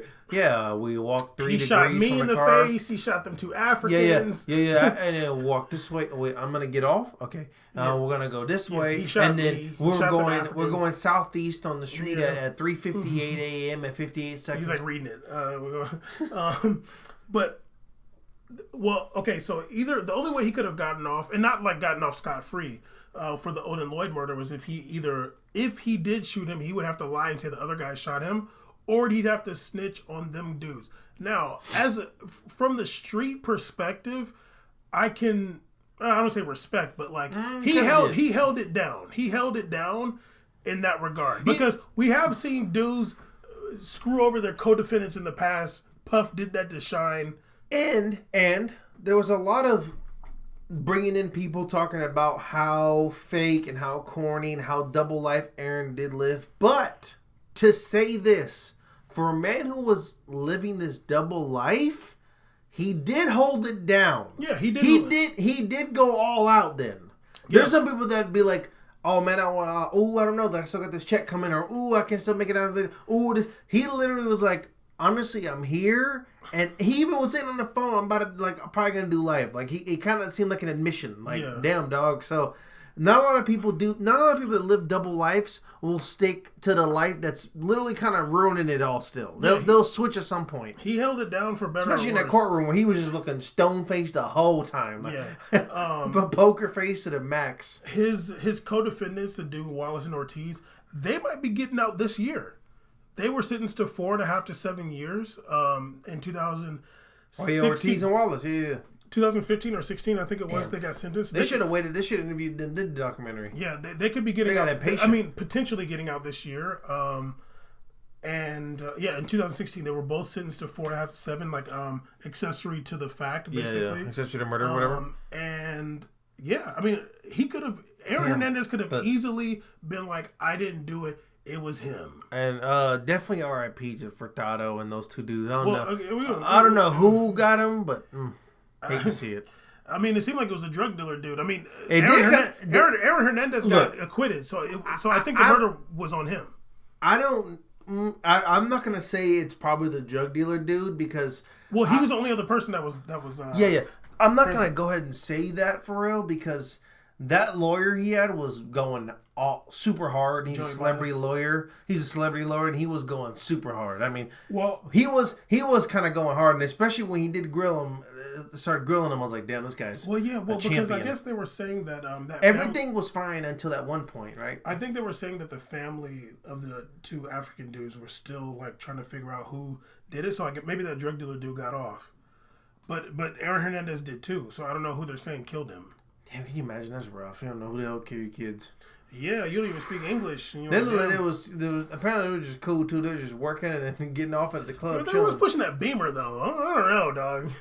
They were like, it's just hard work. Can't ever see some Cape Verdeans make it. They just clean offices. I'm like, okay, I don't know. Yeah, we're gonna clean offices. Like, damn, y'all got the Beamer? Pushing that Beamer, though. Benz, or Bentley? Whose car is that? That's one of the 3 cars Lloyd Banks mentioned. You feel me? I don't know. They might have been pushing. But I do literally. No one's ever reviewed the documentary has said when they had Beamers, they might have been pushing. Yo, cleaning offices. like you could get I mean, Beamers be getting raggedy after a while. So yeah, but I'm gonna keep it real. A Beamer you can get for $250 a month, $210 a month. I mean, I agree. You can get you an old one. It's America, baby. Beamer easy to get. I know you can get you an old raggedy one. You know what I'm saying? They got like 80,000 miles and you can get all kinds of stuff messed up inside. You can get that 6 Series I always wanted back in the day, the fabulous one. All kinds of stuff messed up in the inside. Some stuff that work. You know, Beamers be breaking down. You know that one where the right mirror don't go up anymore. Yeah, exactly. But my homeboy used to have a Benz. The window would go down just randomly sometimes, and the seat too. You'd be shook too. The seat goes down. No, one time I was driving it and the seat just goes. I was like, what? And I like, see, hold on. We were in the hood in San Diego too, so I was going and the seat. I was like, oh, and I almost ran into the median, and I was like, oh, and I turned like this, and he like almost flew out the window. This car is a death trap. He was like, almost flew out the window. Like, can you imagine you chill in the car, just go. Yo, so anyway, but you never know. Anyway, okay, one thing I want to say about the documentary itself, you know, it definitely had like a narrative and it tried to frame some things certain ways. Yeah, and I agree with you. I kind of felt like they were almost trying to push that because he was a closeted homosexual, like that's what made him lash out. And I feel like they were two things, not just that. A closeted homosexual and his fear of coming out and no support system if he was to be gay. Like that fear factor of being a closeted homosexual was a driving force of his anger, and his super quote unquote masculine macho dad like passing away. Yeah. I was just like, I agree. It felt like to me, there's two consistent things for the 3 episodes we talked about. Him being a closet gay and the murders. That was the two things they talked about every single episode. Because every episode jumped from end to beginning. They jumped around a lot. But they kept talking about how, from the get-go, they was talking about him, his being friend. A shooter. From the get-go, talking about him and his buddy playing as kids, I was like, whoa. Well, I already knew about that. No, I knew, but I'm saying, like, they kept talking about it. We talked about him on the episode, on the podcast We before, talked right? about there being rumors of that. No, but didn't we talk about Hernandez before? We might have. We might have deleted those When episodes. did he kill him? When did he kill himself? 2017. 17. Was it after we started the podcast? Damn, we gotta look. I gotta look at the We Made Archives. Go ahead. But if he go ahead. If he did it after, then yeah. But you know, this is there was a counter argument to how I felt about that too. Someone was saying, "Oh well, is it a talking point really? Or are you making it a talking point because he's closeted homosexual?" It was before we started the podcast. Okay, my thing is this: it is a talking point because if it was just things were mentioned about him, and then one thing was mentioned and it was closeted homosexuality, and then we all just kept focusing on it, it'd be different. But it seemed to be every time they talked about him killing himself or every time they talked about his violence actions, they seemed to always bring up a point about something happening to him being closeted homosexual. That's why I'm relating it to them having a focus on that. And then the biggest one is that they tied him killing himself possibly to that radio interview where the lady's talking about him being gay and taking it in the rear end, all this tied in. Whoa. I'm like, whoa. I'm like, damn, like that. Like I never even heard this station in my life. Sure, I mean, it could, but did this go viral? I don't remember that even being a thing back then. He's in jail. I mean, I'm saying that like the access that we have, word of mouth, is pretty much the same in terms of what he's hearing too. So I don't know about it. I don't really think he's hearing some lady talking on the radio about him being gay and be like, that's really a thing. Rumors about, they were like saying like, oh, he did or didn't have a lover in jail. Well, she's the one that was like breaking that story about him having a jail lover. Well, that's the thing too. Like in jail, like, I mean, not like I've been in the pen, but I've, you know, I know what's up. Like, you can't be like gay in jail and it's a secret. You know what I'm saying? Like, if you have like a lover in jail, like people know. You know what I mean? Yeah, like, it's not like it's a secret. So like, and I'll be honest with you, like based upon, I mean, damn, like it's hard to play, a backseat psychologist or whatever it's called. But like sitting here and hearing his phone tapes, like his phone calls, his like mannerism and discussion, and the lawyer saying like right when he got off on that last murder that he seemed to have high spirits about getting out. He was like, yo, I'm ready to do this, and they just talked. And then his conversations about how he talked about people of that community and to his wife, it just seemed to me like I don't think he would. I feel like he's more of like he gave me a persona. I don't know what you're saying. Are you saying you don't think he's gay? No, I don't think that was like. I don't think that was legit. The him having the jail boyfriend. Oh yeah, I don't think so either. I'm sorry. I know the point was kind of direct, but it's just to emphasize that it just seemed to me like he seemed more of a reserved type based upon his profile, based upon what he's done in the past, and he was just like trying to do his thing. And someone like that has more to garner off clout by making the statement that I'm his lover than he has from that coming out. Like that might be a clout chaser, that dude. Yeah, for sure. I think that that's in jail. Jesus. I just feel like I just feel like not like they said or made it. There was like a little bit of a narrative like he was closeted and that made him lash out because he couldn't live his truth. Now, I'm also saying that it's unfortunate for somebody to have to not be able to live their truth because of how people would react. Very unfortunate. And that's especially for a football player like his status. Yeah, and that I can't even imagine like living like that and not feeling like you can like be yourself for like that long of your life.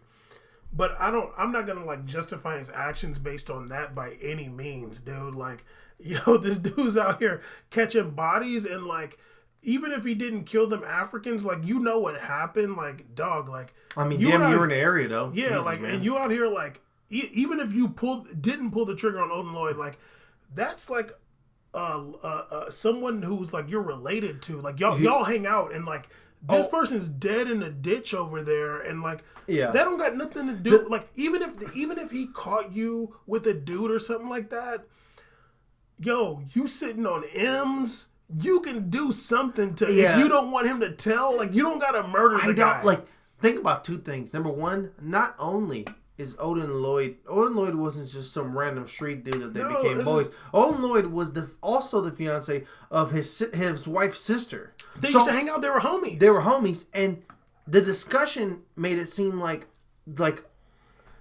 they talked about how upstairs the girls would be hanging out. They'd be hanging out in the man cave playing games, whatever, kicking and smoking. But it just doesn't seem like to me that situation garnered that. Like it would be more dumb and crazy and immature and violent. And the only way I would have believed that if all those people didn't talk about Odin Lloyd being a good dude.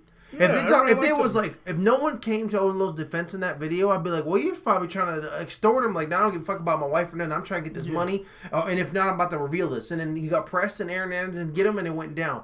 But the dude was damn near crying talking about him on a semi-pro team, talking about how great of a dude he was. He was hurt by it. It seemed like there was two people that thought he was a decent person for that to be the situation. He didn't seem an extortion type. Yeah, and it doesn't seem like he would. I mean, also, okay, so my takeaway from Aaron Hernandez as a person was that he was kind of dumb. He's immature and entitled. He was like screaming on his mom, saying that you ruined my life and all this other stuff. And I don't know that situation with his like the woman that had cancer. I can't say what I really. I can't say what I don't be trying to. And one more thing, sir, before you get to your point. I thought when they talked about him getting away for the first things in Florida. Yeah. I thought that the discussion was going to be about that. How this is an individual who got away with something and thought he was on top of the world and could do whatever he wanted. So as soon as that happened, he started doing whatever he wanted, and then it spiraled out of control because things snowball in life. Yeah, hell yeah. Especially when I don't know how it's like to be that celebrity. Lord knows what's not snowballs if you just let it happen. But I just kept tying into the homosexuality thing. I was like, oh, I guess that's the point. And I just felt like that was two separate things. I felt more when that happened. I was like, oh, this is probably about like how things started getting wild in terms of him getting away with shit. He did this and around. Like, I thought that was what was going to be discussion. And then, they had nothing on that because they apparently talked to players and players did not want to comment on how his relationship, but they just said that he was living away. He wasn't spending a lot of team time. Like, he was doing his own thing. So I was like, maybe they got some dirt on what he was doing out there in terms of like wilding out, whatever, blah, blah, blah, and get away with it. No, it just seemed like, he's a clown. His dad wasn't accepting of it. His best friend's dad. It just seemed like. Also, let's put a little blame on Bill Belichick because they did say that Aaron came to him and was like, can you please trade me because I want to get away from here? And he was apparently told him like I got people trying to extort me and stuff like that. And they was like, nah, just move into an apartment somewhere else. Yo. I'm like, they didn't talk about that. The investigation on that, especially when they said move into an apartment out in the fucking boonies, as small as hell, and like be out there hiding. What the hell, man? I'm like, damn, dude. If Are you kidding me? If he's telling you they're trying to extort me and some stuff, can you like help him out? Robert Kraft better go hook him up with them super complex apartments that's at security to the max. No, because they know where he's gonna be. Like, I think that he was saying that. Who knows if he was being genuine about that? But even still, like, if this person's saying, "Look, I got people around here that are trying to extort me, whatever. Like, I need to be traded." Like, you gotta take that serious. And at least if you don't believe him necessarily, you gotta like involve the police. You gotta have something that shows that you at least took some kind of responsibility or steps towards adhering to what this player came with you with his concerns. Yeah. Extortion is real. Players and athletes get extorted a lot. They should know that, especially when that's a player that they dropped $44 million guaranteed on. Yeah. They should know absolutely that probably could happen to him. Yeah, athletes get extorted a lot out here. Boy, they do. So, I'm like, damn, Bill. That's crazy. Professional slavery. That was a big example. Like, yes. You literally walk up and say, man, like, yo, they might kill me. Yo, you already won a ring. And then you have a guy who wants to get out of that situation because he's fearful of his life, and you go, your life doesn't matter. It's about what you're doing on the field to me, slave. So you're staying here. That's basically what happened. Aaron Hernandez didn't win it. And I'm not saying Aaron Hernandez is a good person, but that was a bad situation. And sometimes in life,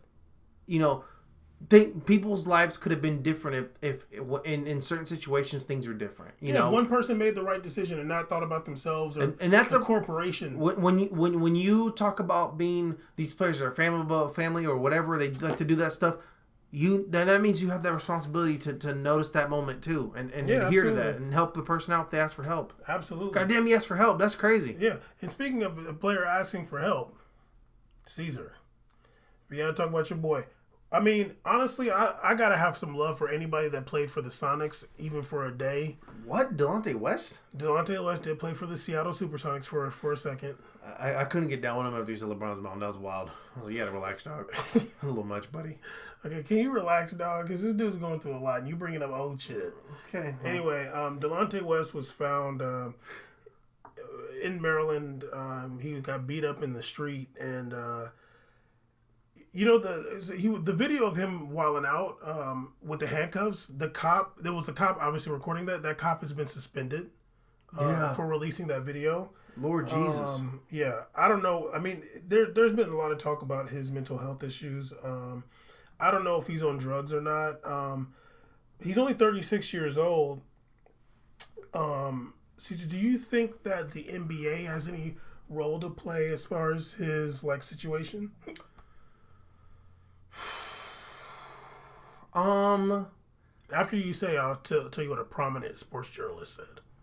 I don't think they necessarily have, but I think a team does. Which team? I think any team that was because I remember in the past he was talked about how team doctors, he was referred to doctors for like the medications he was taking or whatever on a team. He talked about his bipolar disorder and stuff like that he has. That was after he was already off the team. I know, but he talked about it while he was on the teams. He had bipolar disorder and he took drug medicine for it. So any of those teams, I feel like that knew about what's going on with him and helped insure him or whatever, just were part of that process. I feel like they kind of have some responsibility in terms of where he is now. He played in China for a couple seasons. They got responsibility? No. Oh, wow. Okay. So you don't think the NBA has anything? Those teams are part of the NBA, so. Yeah, but the NBA is supposed to be like this organization, and the teams are individually attached to the player. I think it's more of the teams instead of the NBA. So the Mavericks, or the union at least the players' union. Okay, so the players' union. Yeah, not necessarily the NBA. Okay, yeah, but Monty said the NBA doesn't really have anything to do with it. It's just sad because, obviously I never really cared for him as a player that much. He's left-handed though, right? Yes, he is. I never was really into him that much. Damn. As a player, nah. No one was, but damn, I don't know what that point's about. I just want to keep it real. We're talking about mental illness, him getting stomped on the freeway. Okay, well, you talking about him bringing up LeBron's mom. I don't really care about him as a player. You talking about him bringing up LeBron's mom. Yeah, raise your voice. Go ahead. What did he say about LeBron's mom? It was wild. I'm okay. Yeah, okay, exactly. You think? Never mind. You think LeBron's goons? Are you about to say? Yo, no, that was not what I was gonna say. You see what you're saying here? No, I was not gonna say Maryland too. I was not gonna say that actually, but it's really sad. You never want to see anybody on the streets like that. No. Hopefully, he can get some help, get into some kind of place where he can get some help. I don't know what happened with him, but I mean, he's still a young dude. And allegedly, they knew each other. Those two guys. The guy that was beating him up. I don't know anything about that situation. The dude was stomping. The officer said the two guys had a dispute from earlier, and they carried into this going on now. The dude stomped his ears together. I can't even front, yo. Hey, man. He was going crazy. I'm like, dog, chill. You trying to catch a body on the freeway? Damn, can you imagine? He probably didn't care. I don't know if the other person was homeless too or something like that. Apparently, somebody seen him in Texas or something like panhandling, but they were like they thought he was homeless. But he's saying he wasn't homeless actually, but I don't know. It's unfortunate because like you don't usually see like NBA players that literally wasn't even playing that long ago on the street like that. Yeah. Mental health is a real thing, and if anybody, I'll say this for people, you know, I know people suffer from a lack of friendship. You know, try to get out in the world and make friends, genuine friends, and also take the time to think about what makes you happy and try to seek those things out, things that are happy and productive.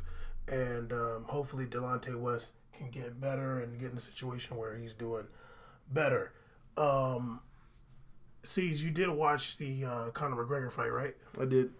What'd you think? Was it only 40 seconds? Yeah, it's 40 seconds. Oh, God. I'm gonna go ahead and call investigation. Yeah, let's get investigative reporter. See, we made it. Investigate. I gotta investigate Donald Cowboy Cerrone, sir. Investigate. Do you think he took a dive? I think he took a dive. You think he took a dive? You think he took the dive? I think he took the dive. You gotta give me all I saw was okay. I did see the shoulder checks that broke his nose. That was kind of wild. That was, you know what? If anything, you know, I'm gonna keep it real. But the investigate part was at the end. Hold on. What? If there's any part that I would agree with you, was that I'm like, dog, why are you just catching these shoulders repeatedly? To me, the worst is he's against the fence, and like he kind of throws like this bolo punch, and he just starts like even before Conor doesn't even do crazy. Conor like likes to look and like hit like this. He's already doing this on the ground. I'm like. Conor wasn't even all they talked about was like, oh, well, Cerrone has great wrestling. He has great wrestling. They sleep on his wrestling. People think he's not a wrestler. He didn't even grab one ankle. He didn't even ankle pick. He didn't do nothing. He just stood there, was like this, and then rolled over, some more. I'm like, I mean, dog, like, what are we doing here? The most disgusting. I'm like, you. It's that wasn't the worst part. The worst. I mean, dog. You're doing that, and I don't know what the back end behind the door payment was because apparently you're getting $200K to show and then $200K if you win. So you're only getting $200K. You're not getting $400K. and Conor's getting $3 million no matter what. Yeah. So I just look, man. Don't come up here spending weeks talking about we're gonna blow the roof off this place. I'm a cowboy. I fucking ride snowmobiles with my toddler in the back and this. But then as soon as the dude start punching you, you start doing this. And I'm not one to ever try to say, oh, I'm not in. Oh, you haven't been in the ring. You know what it is. Dog, you know. This man has fought, I think, 29 times. Serrano? How many times are we gonna count that he just started rolling over like that? So that's what I'm saying. I'm saying based upon his history. He's fought a bajillion times here. He came from Muay Thai. He's fought everywhere. He says to get on planes, go fight in Egypt. The next week, go fight in Singapore. It don't matter. He used to fight anybody. Do you know what number this was? UFC? Yeah. Oh, 242? Okay, I'll look it up. 246. 246. Sure? Yeah, 246. Okay. Yeah, UFC 246. Donald Cerrone has the most wins in company history, most top 10 fight bonuses or fight whatever. This was, to me, he was doing somersaults from the get-go. The shoulder check, sure. Yeah, man. There was a fight. That was weird. Bam, there was two fights before this. He got it. The last fight, his nose busted up. He did way more after that nose busted than this one. Sure, man, you got rocked by a head kick. I'm sure you got fucking concussed, but even if concussion, I know you're gonna try the instincts that grab a leg or something. Just hold on to that Irishman. Just hold on to that leg and just wait it out to get your equilibrium back or something. You got a couple more minutes to get. Don't tell me the man has been wrestling. He's wrestled whatever. If he's not even gonna grab an ankle to get it cracking. Feel me? So I just want to investigate. We made an investigation team. We're about the people, and we just want fairness in the public eye, and that's an investigation right there. Okay, investigation, sir. Yeah. Okay. This Cerrone or Serrano and N'Golo Kante. We investigating both of y'all. Both of y'all are officially. We have a APB board. We have a board up, and we have the pin. We put your pictures of both y'all, and we're just gonna start doing the fucking branches and shit. We're gonna start seeing what's going on. 1,000. Yeah. Okay, Caesar. Last thing. Who you think's gonna win Super Bowl, dog? I think Chiefs gonna win. Do you want them to? I can't see. No. You want the 49ers to win? No, I don't want either to win. I don't want either. Can you pick one? Who you? I got the Chiefs. Who do you want to win? I don't want them to win, but I know the Chiefs are gonna win. Ooh, okay, guaranteeing it? I could never cheer for the Chiefs. I'm sorry. I just could never do that. They got a black quarterback. Yeah, but they're called the Kansas City Chiefs. I can't do that. Okay, Caesar, you swear like you care. Nah, I'm hardcore. I'm hardcore. I'm 12%, so I don't know. I'm 12%. You I can't do Whitey it. tell you how much you are? You're from Atlanta. How do you know Whitey was a lab tester? How do you know it wasn't whose company is Asian it? guy? Whose company was it? You don't know the laboratory workers. Know? You don't know laboratory workers. Anyway. So, anyways, no. I'm continuing my point. They got a black quarterback. They're not going to acknowledge as black. Who? Just like Russell Wilson, not going to call him black. I know. You hear about his George Zimmerman tweets? What? Mahomes? Well, yeah. Come on, dog. What did you say? Were you riding for Zimmers? Come on, man. You thought what would you have done if that was you stealing them Skittles? You would have got them holes in your face too. Yeah, dog, he was definitely like not. He was like definitely like not saying. He was like coming out talking about it, and definitely was more on Zimmerman's side. I'm like, damn, your daddy is black as hell. Come on now. I'm not surprised. You know what sucks is like your dad is black, and your dad is who afforded you this lifestyle from his playing baseball, and you just go, huh? Hey, are you surprised though? I'm not surprised. I'm not surprised. You would do it too. But no, absolutely not. I know what team to pick. No, I think the Chiefs are winning because I just can't imagine the Niners.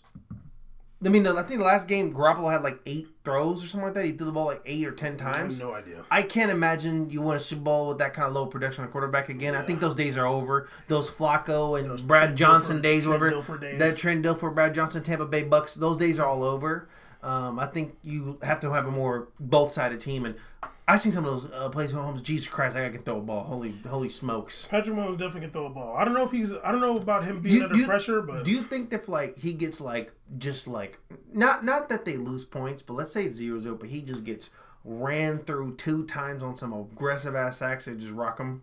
Like if they just sack him hard 2 times or two sack fumbles will rock him. Mentally? They could, yeah. Because 49ers have a really good defense, a really good pass rush, too. Mm-hmm. They got that one Trump supporter dude, Bosa or something like that. Yeah, good dude. And they got Richard Sherman over there, who's literally just, I'm just like, I don't Terminator. know. But Patrick Mahomes is a really good quarterback. Yeah. And I'm just, whatever. It'd be nice to see another black quarterback win the Super Bowl. Whatever they're going to say about him, but yeah. I just would like to see it. And can we just say that in the 2000s already that had 2 black quarterbacks that won the Super Bowl? That's incredible. Before that, it was only 1. That's awesome. Okay, so before 2000, it was obviously Doug Williams. And then, damn, since then, it wasn't nobody since Russell Wilson? Just Russ. Last name Wilson? Russell, last name Wilson. Damn, he was the only one? The only one, man. Ooh. That's it. No Steve McNabb. No. Steve McNabb. I mean, sorry, Jesus Steve Christ. McNair. Steve McNair. No fucking Donovan McNabb. Right. There's no... Kurt Warner won the damn Super Bowl. Kurt Warner's won it. You know what I'm saying? Oh, Aaron Brooks didn't win it. Oh, hey, careful. even though he was getting ran through by the Chargers, it was fucking obliterating him. You know who else didn't win it? Mike Vick. Yeah, he did not win it. Damn, that's true. So Patrick Mahomes will be the 3rd black quarterback to win it? All time. Damn, son. Technically 2 now. So we got Russell, and I feel like there might have been one more, dog. There was none, sir. Are you sure? No Sean King. Oh, hey. Damn, but wait a minute, for real? Yeah, Seneca Wallace didn't get it. Okay, we're like, if you tell me what college he went to, I will literally give you $1. If you tell me what college Seneca Wallace went to. It's an ACC college, huh? No. Give me a hint. I feel like I remember. But I have to just right there. Seneca Wallace.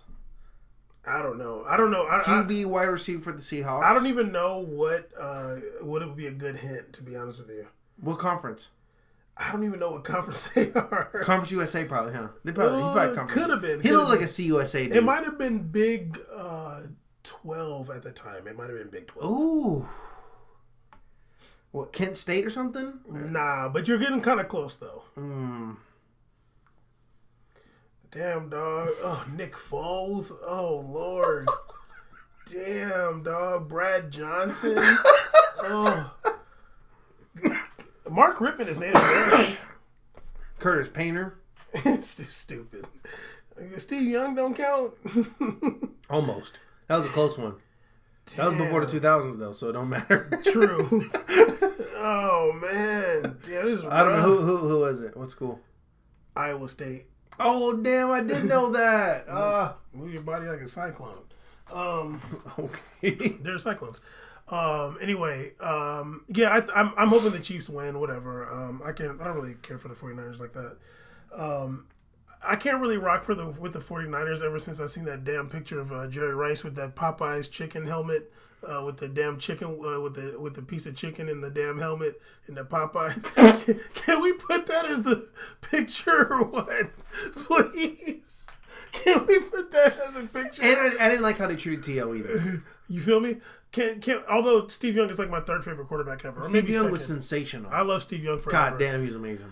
Can we put that as the picture, please? Yeah. Steve Young. I mean, Steve, let's put Steve Young inside Jerry Rice's helmet with the damn chicken wing, right? Yeah, come on, man. How you gonna let that get out, dog? I can't do it. I could never do it. Anyway, that was a long ass episode. All right. Shout out Tiger Woods. Indeed. And anyway. All right. We made a podcast episode 141. If you're still listening, I hope you enjoyed it. But yeah. Oh, and there was somebody else. One of your homeboys said he was going to listen to us talk about the Aaron Hernandez. Yeah, Sergio said he wants to hear it. Yeah, and then one of your other homeboys from Twitter too. Nice. Replied. I'm like, damn, y'all won't be listening to ever. Damn. What? But anyway, make sure you subscribe. Make sure you follow C's on Twitch. We made it C's. That's what he cares about the most. And holler.